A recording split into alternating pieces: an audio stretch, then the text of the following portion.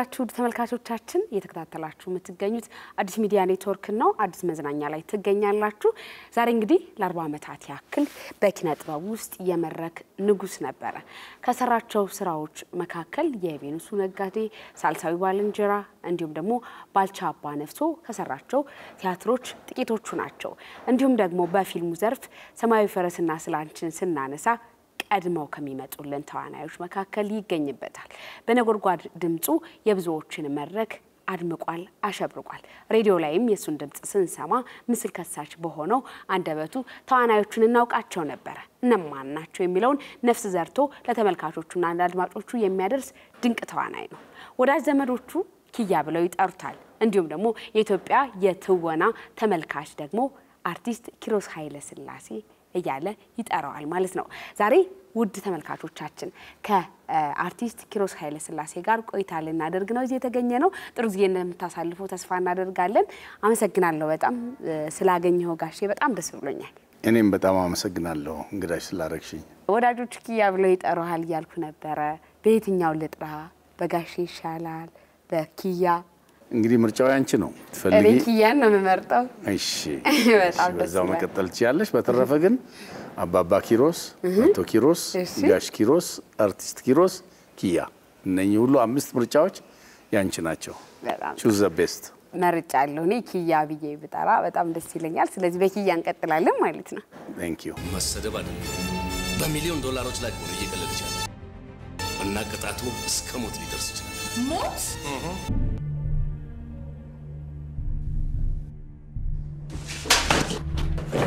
ለ40 ዓመታት ያክል በኪነ ጥበብ ውስጥ ዝንፍ ሳይሉ መቆየት ስምን እንዳስጠብቁ መቆየት በጣም የተሻለ ብቃት ይፈልጋል ብዬ አስባለሁና ምን ይመስላል የ40 ዓመታት የኪነ ጥበብ ቆይታ actually 70ኛ ዓመቴን መጋቢት 27 ወዳጆቼ ሲያከብሩልኝ ልደቴን ሲያከብሩ ላጠራር ዲያመች ብለው 47 አሉ እንጂ 41 ዓመት ከ8 ወር ነው ያገለገልኩት ግን ሙሉ እንዲሆን 41 ዓመት ከ8 ወርና 7 ከማለት 47 አሉት የህይወቴን ከግማሽ በላይ በዚህ ሙያ አሳልፌያለሁ የ29 ዓመት ወጣት ሆኜ ነው ወደዚህ መስሪያ ቤት የገባሁት ባህልና ስፖርት ሚኒስቴር ይባል ነበር ያን ኢኮኖሚና ፕላን ዘመቻ መምሪያ የሚባል ነበር የሚመድበው ግራጁዌቶችን እኛን የስነ ጽሁፍ ተማሪዎችንና የቲያትር ተማሪዎችን የሊንጉስቲክስ ተማሪዎችን ወደ ባህልና ስፖርት ተመደብን የኔ ኢሚዲየትሊ ያው ቲያትር ስለሆነ የተማርኩት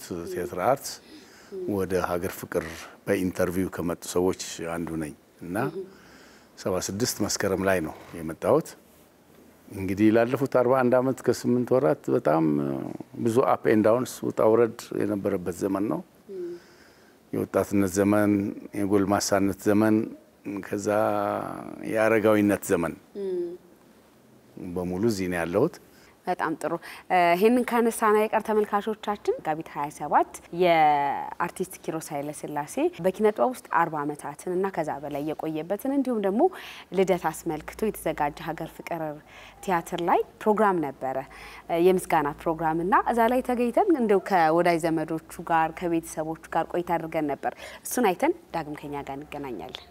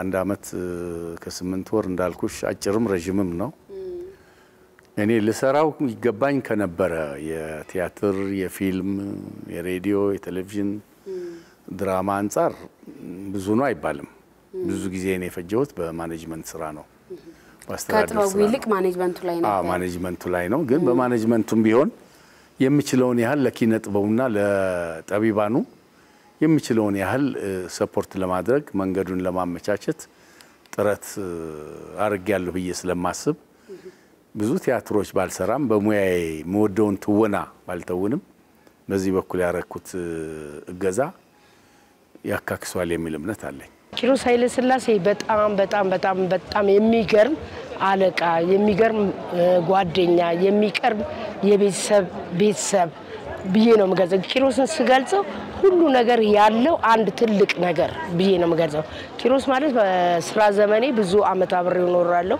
ክፉም ደግም ማሳለፍ ያለሁኝ ተወዛዋዥ ሆኜም አለቃዬ ነው ቲያትር ክፍል ከገባሁም በኋላ አለቃዬ ነው አሁን በጥሮታ ተገለን አለቃዬ ነው በዚህ ሁሉ ዘመን ግን ከኪሮስ ጋር ከደግነት ውጪ ምንም አላቀበትም ሌላው ቀርቶ አንድ ቦታ ሰርቶ ሲመጣ እኛ እዚህ ስራ ስላላገኘ እንዲጨብጦ እስቲ ይሄን ነገር ሚሊየን ሰው ነው ረጅም ጊዜ ነው የተዋወቅነው በጣም ብዙ ስራዎችን የሰራ ነው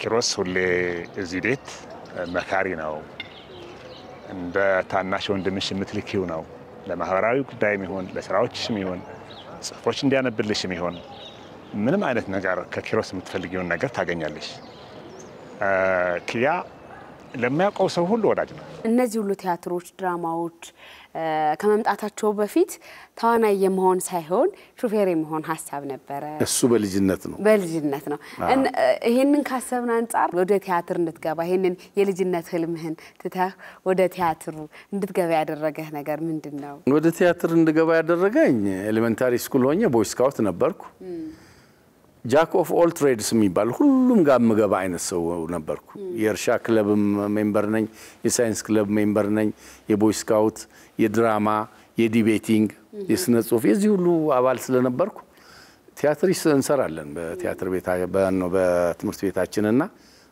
ዝንባሌውና ተሰጥቶ እዛ ነበር ነገር ግን 8ኛ ላይ አቋርጬ አስመራ ሄድኩና አስመራ ሲሄድ ደግሞ የቲያትር ስራ የፊልም ስራ ፊልሙያ እንደሆነ ለማየት እድል ገጠመኝ ስለዚህ ከዛ በኋላ ከ8 አቋርጬው የነበረው ትምህርት አዲስ አበባ መጥቼ በማታ ቀጠልኩ አዲስ አበባ ደግሞ ብሔራዊ ቲያትር አለ አገር ፍቅር አለ ራስ ቲያትር በኋላ ነው የተመሰረተው እኔ ስመጣ እዚህ ማለት ነው የነኚህ ሁለት ቲያትር ቤቶች ደንበኛ ነበርኩ እሁድ እየመጣው ያለው ሲኒማ ቤቶች እየሄድኩ ሲኒማ ያለው ማን ነበር ምታደርቀው እየመጣስ ታይ የሀገር ፍቅር ቲያትር ቤት አክቹአሊ እገሌ የምለው ሰው አልነበረም ግን ያኔ ወጋየሁን አደንቀዋለሁ ወጋየሁ ንጋቱ ነፍሱን ይማርና ከዛ በኋላ ግን ዩኒቨርሲቲ ስገባ ፖለቲካል ሳይንስ ነበር መማር መፈልገው ዘመዶቼ ተጽኖ የሚያሳድሩ ዘመዶች ነበሩኝ ፖለቲካል ሳይንስ የተማሩና ፖለቲካል ሳይንስ ነው መማር ያለበት ይሄ ልጅ ዲፕሎማት ነው መሆን ያለበት ይሉ ስለነበረ ለምን አሉ ግን እንዲሁ ዝም ብሎ በዲስካሽን በውይይት መሐከል እኔ እስቲ አስተያየት ስትስባል የሁለቱ ተከራካሪዎችን ወገን አልይዝም መሃል ነው የሚይዘውና ገለልተኛ ነው ይሄ ልጅ ዲፕሎማት ነው መሆን ያለበት ባላንስ አድርጎ ነው የሚሄደው ስለሚሉ ዲፕሎማት ለመሆን ብዬ ነው ዋላ ዩኒቨርሲቲ ስገባ ግን ጓደኞቼ የሚያቁኝ ተማ ቲያትር ነው መማር ያለበት አሉኝ ሁለተኛ ምርጫዬ ነው ቲያትር አንደኛ ምርጫ ፖለቲካል ሳይንስ ነው ሁለተኛ ምርጫ አይደለም 18ኛ ምርጫ ያኔ 18 ዲፓርትመንቶች ነው የነበሩት 18ኛ ማይመረጥ ነበር ቲያትር ሁለተኛ ምርጫ ሳረግ ማንንም ሰው አይመርጠውም ሁለተኛ ምርጫ ሳረግ ወዲያው ወሰዱኝ ቀጠልኩ ቲያትር የመጀመሪያ ቲያትር የተባለው የኪያ እንግዲህ ሳልሳዊ ባለንጀራ ነው የሚቀድመው ቲያትሩ ስለሆነ ፊልሞችም ድራማዎችም በኋላ እንጠቅሳቸዋለን የትኛው ነው ይሄ ቡማ ለሚባለው ቲያትር ወይም ደግሞ ለተመልካቾቹ በደንብ ቅርብ ያደረገ የትኛው ነበር እኔ እንግዲህ በሳልሳዊ ባለንጀራ ነው የጀመርኩት ሳልሳዊ የተለየ የሚያደርገው ደራሲው የቲያትር ዲፓርትመንት ሁለተኛ ባች ነው ቲያትር ዲፓርትመንት ተከፍቶ ሁለተኛው ባች ነው እሺ አስታጥቃቸው ይሁን ይባላል አዘጋጁ ወይም ዳይሬክተሩ ደግሞ የቲያትር ዲፓርትመንት የመጀመሪያው ተመራቂ ነው አበባ አዲስ ይባላል እኔና የኔ ባች ደግሞ ሶስተኛው ባች ነን ይሄ ሶስቱ ባች ተቀናጅቶ በአዘጋጅነት በደራሲነት በተዋናይነት የሰራው ስለሆነ ከኛ በኋላ ለነበሩት መንገድ ጠራጊ መንገድ አመቻቺ ቡድን ተብሎ ነው የሚጠራውና በዚህ ነው የጀመርኩት በሳልሳዊ ባልንጀራ። እኛ ገና ሁለተኛ ዓመት ተማሪ በነበርንበት ወቅት እነሱን እያየን ነው የነሱን ድምጽ እየሰማን የነሱን የትወና ብቃት እያየን ነው እንግዲህ እዛ ግቢ ውስጥ ተኮትኩተን የወጣ ነውና ከዛ አንፃር ነው የምናየውና የነሱ ብቃት ስናይ በተለይ የኪሮስ የትወና ብቃቱ የድምጽ አወጣጡ ወርቃማው ነጎድጓዳማ ድምጹ እጅግ በጣም ይማርከን ስለነበረ አንዳንድ ጊዜ ላትሆኚ ትችያለሽ ግን ታደንቂያለሽ አድንቀሽም ትወጪያለሽ። ኢትዮጵያ ሬዲዮና ኤክስተርናል ሰርቪስ ነበር ድሮ ብስራት ወንጌል የሚባለው። ኢትዮጵያ ቴሌቪዥን ብቻ ነው የነበረው ብላክ ኤንድ ዋይት ነው የነበረው። ስለዚህ የኢትዮጵያ ህዝብ ሚዝናናው በእነኚህ ነው። ሌላ ናይት ክለብ የለ ሌላ ምን ነገር ዩቲዩብ የለ ፌስቡክ የለ ምን የለ። ምርጥ መዝናኛ ኢትዮጵያ ህዝብ መዝናኛ የነበረው ቲያትርና ሙዚቃ ነው። የቲያትር ቤቶች ሙዚቃና ቲያትር ነው። አንድ ቲያትር 4 ዓመት 5 ዓመት ነበር የሚታየው በተከታታይ እሁድ እየታየ እንደገና ሰኞ ማክሰኞ ሮብ ምናምን በሳምንት 3-4 ቀን እየታየ ረጅም ጊዜ ነበር የሚታየውና ያኔ ቲያትር በከፍተኛ ደረጃ ቡም ያረገበት ወይም ያደገበት ነው። ከዛ በኋላ ግን የሳተላይት ቴሌቪዥኖችም የውጭ የሲኤንኤንም የምንም በዲሽ ምክንያት መምጣት ሲጀምር ሰው አማራጭ አገኘና ኮላፕስ ያረጉ እየቀዘቀዙ መጡ። ስለዚህ እኔ ወርቃማ ዘመንም ለው በእኔ እምነት እስከ 90ዎቹ አጋማሽ ድረስ የነበረው ዘመን ነው። ኪያን ማቀው መድረክ ላይ ነው። መድረክ ላይ አየው ነበር ብዙ ጊዜና በጣም ደስ ይለኛል። በጣም እንትን ነው ካሪዝማቲክ ነው። ድምጹ በጣም ገዢ ነው። ይሄ ገዢ ድምጽ የሚባል የለም ቤዝ ምናምን ምትው እንደሱ አይነት ድምጽ ነው ያለው። በዛ ላይ አተዋውኑ በጣም ብቃት ያለው ነው። አይጎላደፍም እንትን ጉድፍድፍ አይልም ነው። ወይኔ እንደው ከዚህ ሰውዬ ጋር አንድ ነገር በሰራሁኝ ነው ዝም እንደ ጩሉ ነገር ሆኜ ከስሩ ምናምን ነበር አስብ ነበር። ከዛ በኋላ ደግሞ ፊልሙ መጣ። ሰማያዊ ፈረስ አለ ሌሎች ፊልሞች አሉ ስላንቺንም እንጠቅሳለንና ሰማያዊ ፈረስ እንግዲህ በደንብ ያነቃነቀው ነበር በጊዜው። አንተም ካራክተሮች በጣም ኮስታራ ኃይለኛ ይሄ አንታጎኒስቱ ነው ሰዎች ልብ ውስጥ የሚቀሩ ካራክተሮች ናቸውና የፊልሙ ደግሞ የመጣበትን እንጫወት። እንግዲህ ፊልም ከቴሌቪዥን የጀመርኩት ከዛ በፊትም ስጋ ያጣ መንፈስ የሚል ነበር ትግስት የሚል ድራማ ነበር ብዙ ነበሩ። ድራማዎቹ ይቀድማሉ። ድራማዎቹ ይቀድማሉ። ስጋ ያጣ መንፈስ አሁን ፊልም ነው።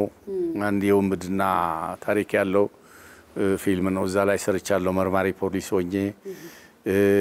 ሌሎች አሉ አሁን ማላስታውሳቸው አርስታቸው የተቃጠሉ ገጾች በቅኝትሽ ምን የመሳሰሉ አሉ።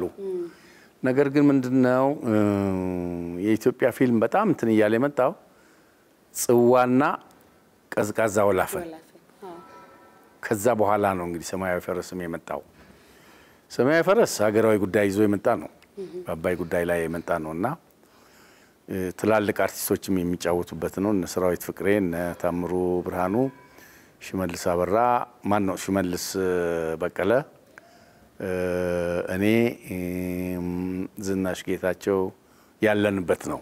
ሰማያዊ ፈረስ የሚል ፊልም ላይ ነው የተገናኘነው በደንብ ከኪሮስ ጋር እና ይሄንን ፊልም ሊሰራ የሚችለው ኪሮስ ነው የሚል እንትን አለኝ።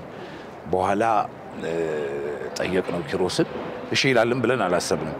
ስክሪፕቱን ሊያዋለ መጀመሪያ ስክሪፕቱን በደንብ አየው ወደ ግራም ወደ ቀኝም አንብቦ ነው መሰለኝ በጣም ወደደው በጣም ደስ አለው። ከዛ በኋላ እሰራዋለሁ ይሄንን አለ። በጣም ደስ አለና መሰግናለን። ከዛ በኋላ የነበረን ጭንቀት ምንድነው አሁን ኪሮስን የሚያላ አክተር ሲመጣ እንዴት ነው የምናደርገው? ገና ደግሞ የፊልሙ እንትን ያን የዛሬ ዓመት አካባቢ ገና ነበር አይደለ? እና እንክብካቤው ምናምኑ ምን ይመስላል በጣም የሚሞላቀቅ ነው መሰለን ሆነስሊ ስፒኪንግ። በኋላ ግን ሲመጣ በቃ 3 ሰዓት ስትይ ሩብ ጉዳይ ደርሷል። 2 ሰዓት ካልሽው ከዛ በፊት ነው የመጣው። ማታ የለ ቀን የለ ምን የለ ስራው እስኪያልቅ ድረስ በዛ ላይ ሳምቡሳ የሚቀርብ ሆነ ሳምቡሳ ነው የሚበላው። ለኔ ይሄ ይገባኛል አይልም ምንም አይነት ነገር እንትን ያረጋል እና በቃ ድምቀታችን ሆነና ያንን ፊልም ከፍ አድርጎ ሰራል። የኪያ አንድ ነገር ስክሪፕት መጀመሪያ ተሰጨው በደንብ አንብቦ ነው የሚመጣው። ስለዚህ የሚፈልገውን ካራክተር የሚጠይቅሽን ጥያቄዎች በሙሉ ማወቅ የሚፈልግ ሰው ነው። ይጠይቅሻል የሚወስደው ከሆነ ይህንን ስራ በቃ መስራት እፈልጋለሁ የሚል ከሆነ ከዛን ጀምሮ ለዳይሬክተሩም ለፕሮዳክሽን ካምፓኒው በጣም አጋዥ ነው የሚሆነው። በጣም ብዙ ሀሳቦች ነው የሚሰጥሽ። ከወሰደው በኋላ ደግሞ የምር ነው የሚወስደው። ስራውን ሲወስደው የምር ሰርቶት ነው የሚወስደው።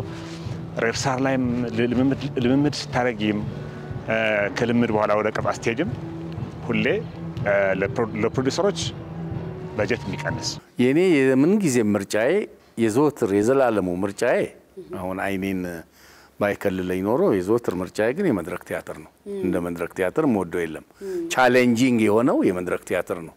ፊት ለፊት ነው ከኦዲየንስ ጋር የምትጋጠሚ። ወደ ፊልሞቹ የመጣሁት በጥያቄ ነው። ግን ያው ዋናው ነገር ተሰጥቷለሽ የለሽም ፌሻል ኤክስፕሬሽኑ ድምጹ ይሄ ለካሜራ እንትን የሆነ በፎቶ ካንዲድ ካሜራ ይባላል። በዚህ ደግሞ ምንድነው የሚለው ፎቶጀኒክ ምናምን የሚሉት ነገር አለ። ለዛ ይመቻል አይመችም ተብሎ አዘጋጁና ደራሲው ነው የሚመርጡሽ። በዛ ምክንያት ቀደም ብለው ያዩኝ ሰዎች ሰማያዊ ፈረስ ሰራዊት መረጠኝ ገባሁ። ከዛ በኋላ ሰማያዊ ፈረስን የሚመስል ነገር ነው ብዙ ሰዎች ሊያሰሩ የሚፈልጉት።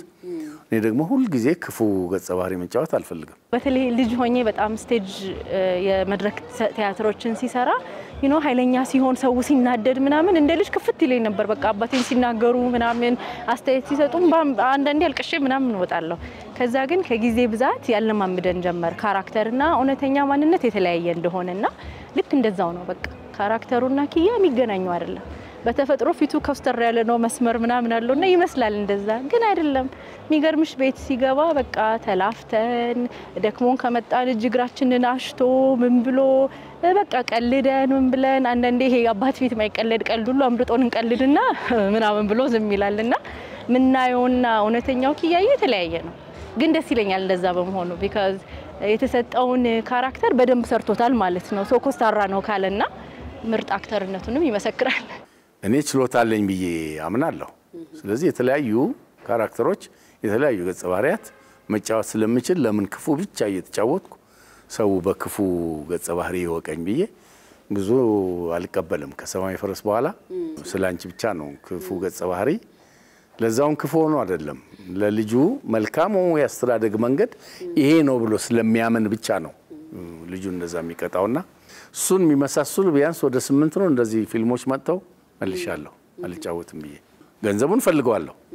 ነገር ግን ማህበራዊ እንትኔንም ፈልገዋለሁ።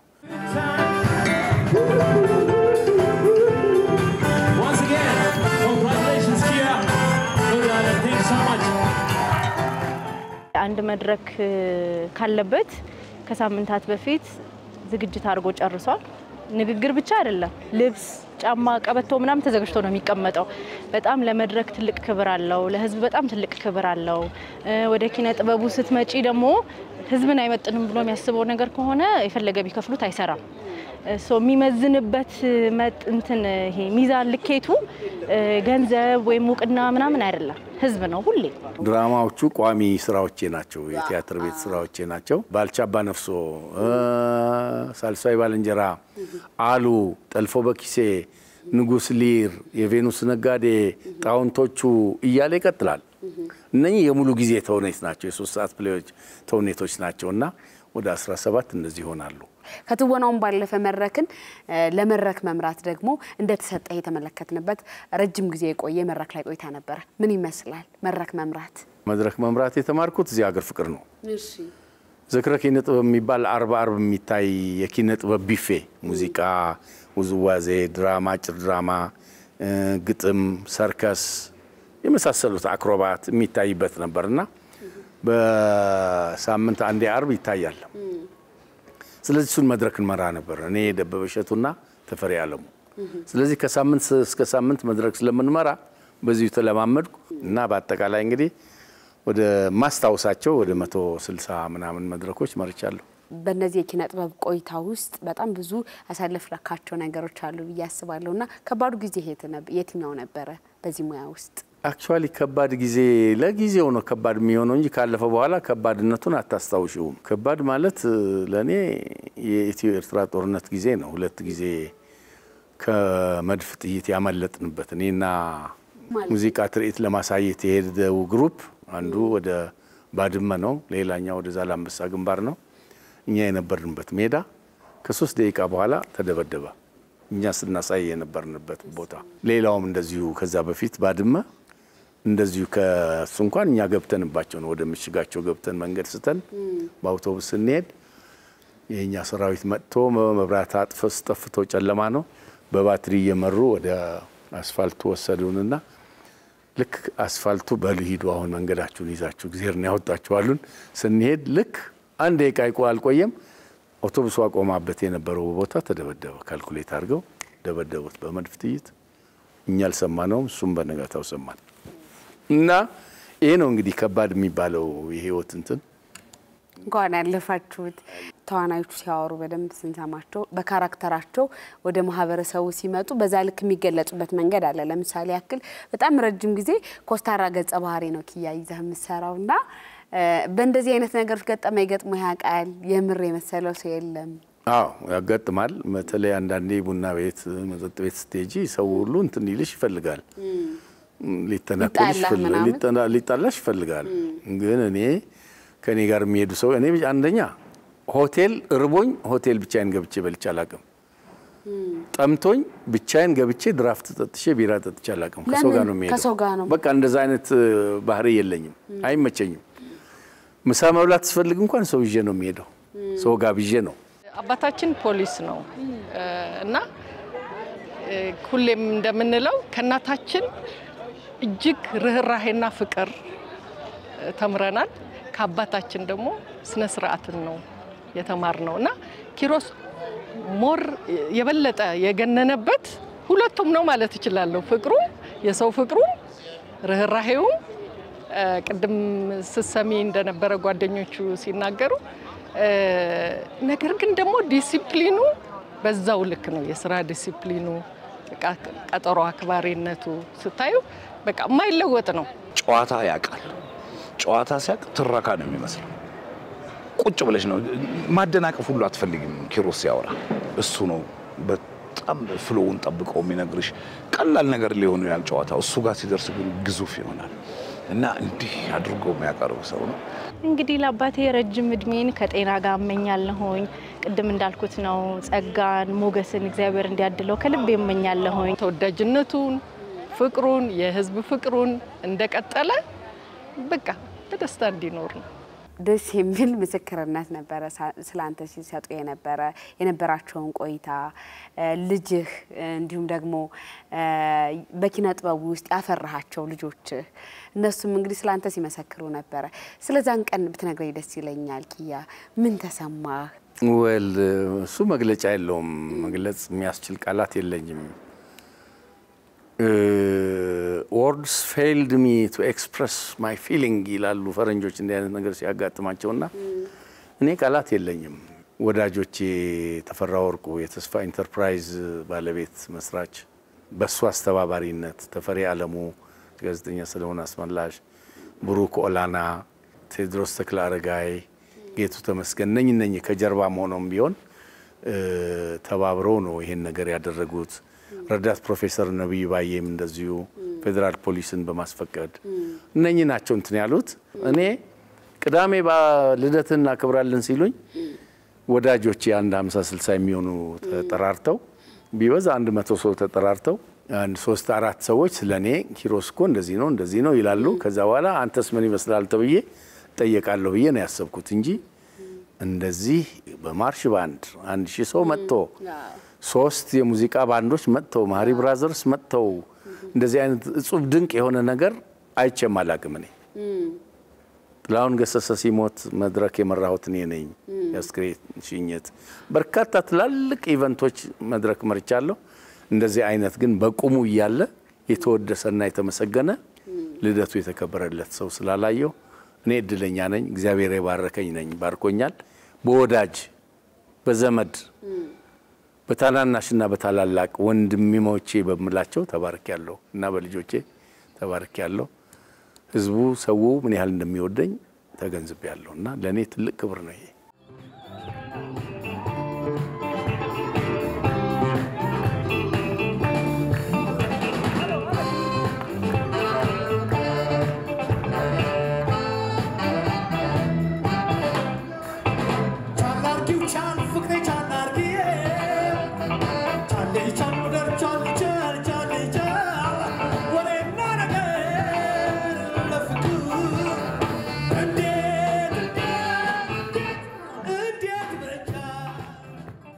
እንደዚህ በቁም መመስገን በጣም ጥሩ ለሰራ ሰው በጣም ብዙ ልጆች ላለው በሙያውም ላፈራ ሰው ይመስለኛልና መታደልም ነው ይሄንን በቁም መመልከት መቻል ከዚህ በኋላ እስኪያ እንዴው በዚህ በኪነ ጥበብ ውስጥ እናይ ይሆን ወይስ ሌሎች እቅዶች ይኖሩ ይሆን እሱን ማገባደጃችን እናድርገው መልካም እኔ እንግዲህ እንዳልሽው ቅድም ይሄ መታደል ነው 70 አመት ብዙም ነው ትንሽም ነው ብዙም ይሆነው ምርጥ የሚባሉ ከኔ የሚበላልጡ ምርጥ ሰዎች እዚህ መድረክ ላይ ታይተው እንደ ሻማ የቀለጡ እድሜያቸው ሳይደርስ የሞቱ በርካታ ጂኒየስ ሰዎች አልፈዋል ከዛ አንፃር ትልቅ ነው ለኔ ግን አሁን እኔ ደግሜ እንኳን ብወለድ ከዚህ የበለጠ ለመስራት ነው ምመኘው ከዚህ የበለጠ ለመወደስ ለመመስገን የኢትዮጵያን ህዝብ ከዚህ የበለጠ ለማገልገል ነው መርጠው በተረፈ ግን ካሁን በኋላ እኔ አይኔን ከልሎኛል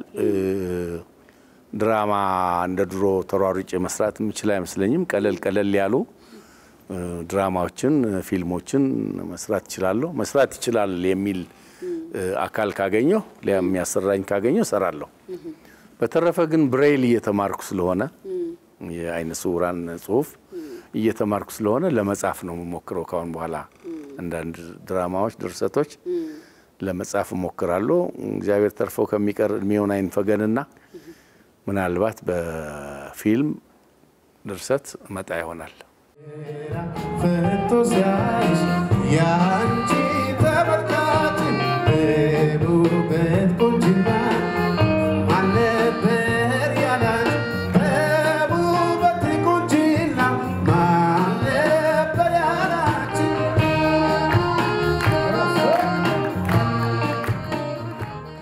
በጣም አመሰግናለሁ ለነበረን ጊዜ ረጅም እድሜ ከጤና ጋር እንዲሰጥ አመሰግናለሁ ከዚህ በኋላም ደግሞ ያቀርካቸው እቅዶች ተሳክተው ዳግም ደግሞ ምንገናኝበትን ጊዜ ናፍቃለሁ በጣም አመሰግናለሁ እኔም በጣም አመሰግናለሁ እንግዲህ ከሆነ በ75 አመት በጣም ከራቀ ደግሞ በ80 አመት ከነኚ የሥራ ውጤቶች ጋር እንገናኛለን ብዬ ተስፋ አደርጋለሁ እንገናኛለን ጤና ይስጥልን አሜን እንግዲህ ተመልካቾቻችን እንደተመለከታችሁት ከአርቲስት ኪሮስ ኃይለ ሥላሴ ጋር በጥቂቱ በተለይም ከ40 አመታት በላይ የቆየውን የኪነ ጥበብ ሙያ ምን እንደሚመስል ተመለከትን ማለት ነው ስለ ስራዎቹ ቆይታ አደረገን ስለ ወዳጅ ዘመዶቹም እንዲሁም ጓደኞቹም ደግሞ ኪያሚን አይነት ሰው ነው የሚለውን በየመሃሉ ለእናንተ ለውድ ተመልካቾቻችን ነግረውን ቆይታ አደረግን ማለት ነው ፕሮግራማችን እዚህ ጋር ይጠናቀቃል አዲስ ሚዲያ ኔትወርክ የመዝናኛ ፕሮግራማችን ግን አሁንም ይቀጥላል መልካም ጊዜ